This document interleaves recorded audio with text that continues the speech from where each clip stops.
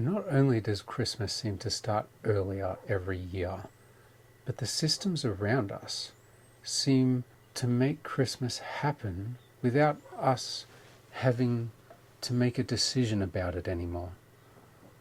And playlists bring on the Christmas carols, and the carousels on our selection screens for movies go festive all of a sudden. The season starts before we have a choice in being involved in it. So why does Christmas feel more automated every year?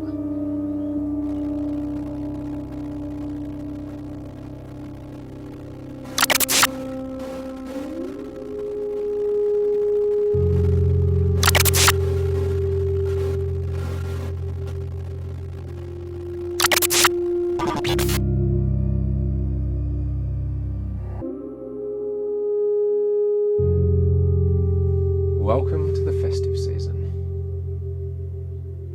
This year we're looking at technology and its impact on the festive season. Today we're looking at ritual, its importance, its impact on us, and what is changing with the technology around us.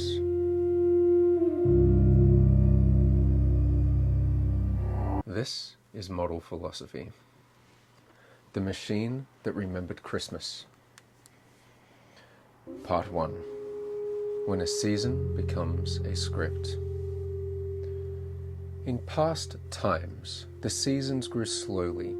The leaves start to turn, and the weather changes after the awkwardness of springtime.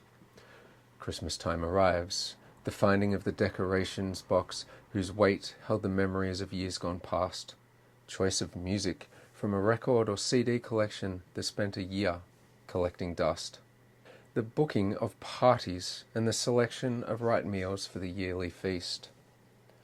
The season began with a choice to be involved, untangling lights, rearranging the shape of a room, negotiating the small recipes between taste and tradition. Some of these things we do grudgingly, but they were always things that brought us into the season, getting us ready for the festive time of year. A choice we made to get involved. Nothing started if we didn't do anything. Whether benign or important, these rituals once shaped the season, but now technology starts before we do. The machines execute the first gesture of the season, providing music lists or suggestions of gifts to buy. The season unfolds without the first movement of intention that made it ours. And as the warmth of the season begins to gather around us, we can't help but wonder, if we don't begin our rituals, then what meaning do we get from them?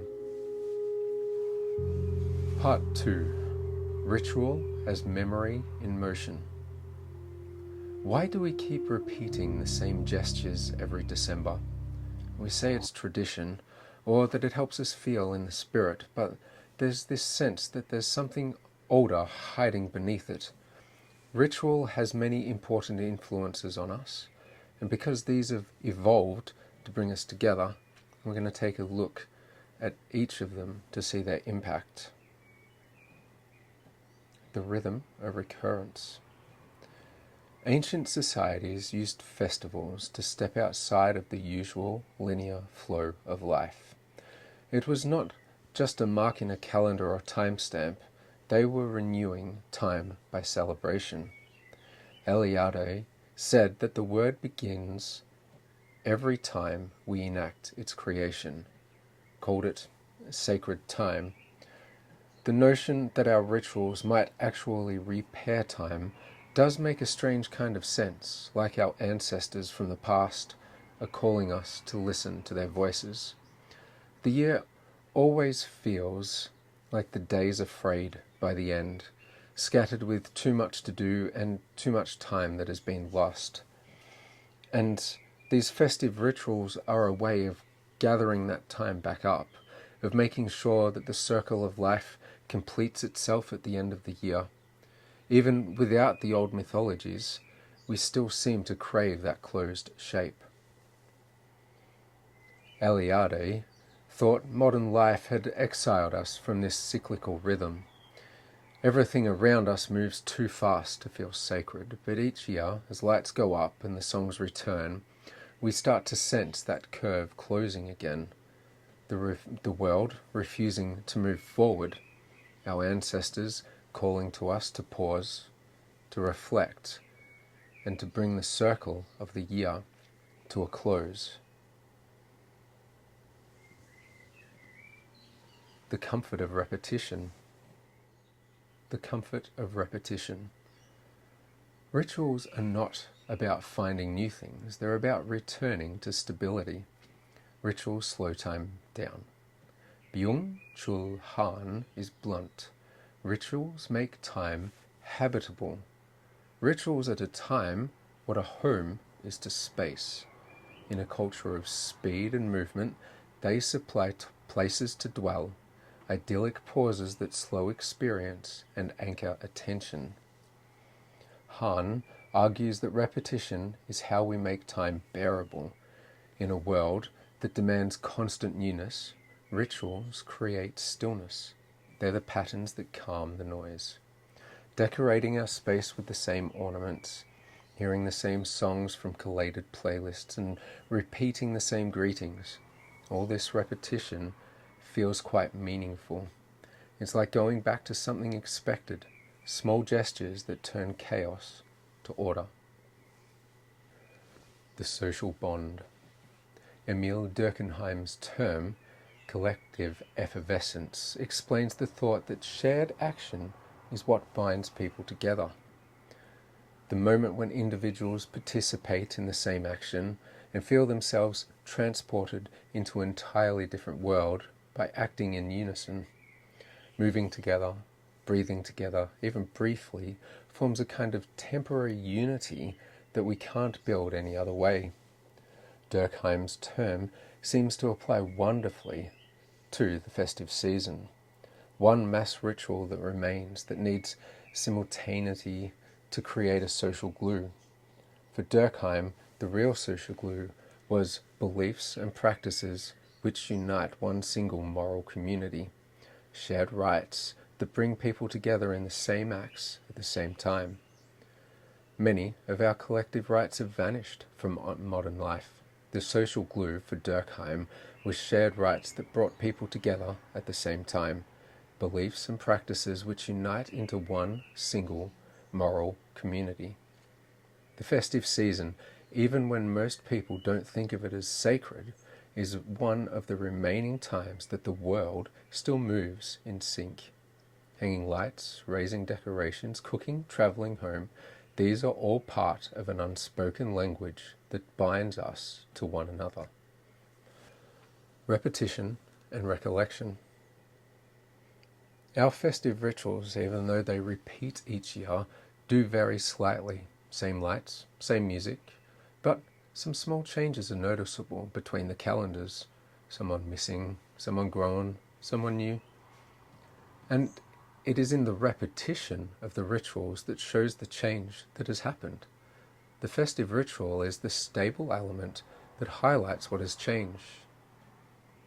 Heraclitus said you can't step into the same river twice. And that's how this ritual allows us to witness the changes. Without it, we wouldn't notice how much has changed. Kierkegaard offers another approach to repetition. Recollection looks backward and freezes experience. Repetitions lean forward and tries to rediscover meaning through looking backwards deliberately. Can we take the same ritual year on year and notice what has changed? Without a stable ritual, we lose track of time, and time blurs together. With rituals, the difference has the ability to show. We get a festive lens to see what has changed in 12 months. That's why a predictable sequence doesn't deaden life. It allows us to show how life has grown in a year. Part 3. When ritual becomes a background service. We now have services in place that bring the season about with less of a burden to us. The music is already chosen with playlists generated by algorithms. Films are curated by systems built to engage, and food arrives measured and half prepared by food delivery services, with the menu to curate to your selection. Even the house can be decorated for you using services that will hang the lights, arrange the tree, and build the ambience from a catalogue. These are micro enhancements engineered into modern systems, small gains sold with the ability to get more of your time back. The systems we use now have absorbed the labour that once marked the threshold between 1 year and the next. What was once a season that we had to create is now delivered. What was once slow and carried weight has been replaced by immediacy. The ritual begins, and your only task is to step inside it. There is no blame in this. Automation does what it was built to do, making life easier and helping us to accomplish tasks with ease. With this, we may have lost some of our ritual. Reflection has been replaced by recollection. Once we sat in the stillness of a year's end, remembering what mattered, now we watch what has been remembered for us, streamed back in fragments, cut to length and put to music. Consideration gives way to convenience.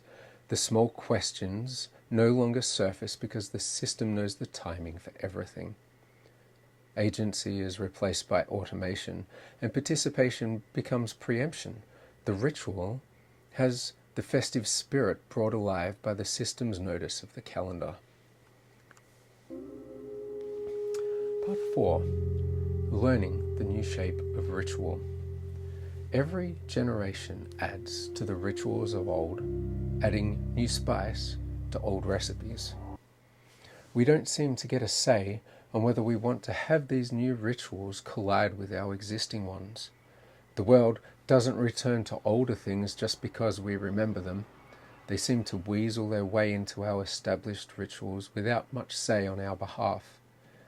It would be easy to call this loss, but with zero effort on our part, we find ourselves standing between two versions of the same season, one receding and the other one unfamiliar and untrustworthy. The old gestures may be thinning, draining to smoother, lighter versions of themselves, but something always grows in that empty space. New patterns emerge and new meanings attach to them, and without realizing it, we begin to repeat them until that repetition gives them weight. Small acts gather in gravity over years.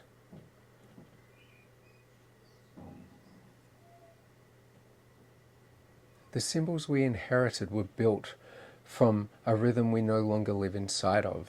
Their meanings rose from labour, from slowness, from shared time. The new symbols come to us from convenience, speed, and quiet automation that illuminates the pathway ahead. It's difficult to predict what will survive. Some meanings will fade, and others may return in forms that we don't recognize. Some of us will mourn what we have lost without being able to accept what we have found. Rituals are not fixed objects. They are adaptations and responses to a life that's been passed to us. They change because we change.